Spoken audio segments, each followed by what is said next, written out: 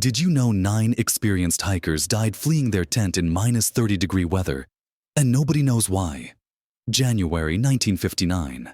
Igor Dyatlov led 8 skilled mountaineers into Russia's Ural Mountains for a routine winter expedition. These weren't beginners. They knew how to survive in deadly cold.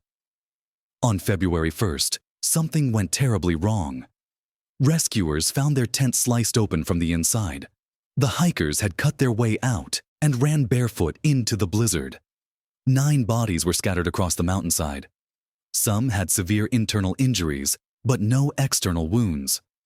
Others were missing their eyes and tongues. Why would experts abandon their only shelter and run into lethal cold?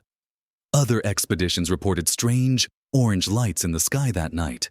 Some clothing tested positive for radiation. The Soviet government immediately classified everything. For 60 years, investigators found no logical explanation. 9 people died running from something inside their tent. What could terrify experienced survivalists enough to choose freezing to death over staying inside?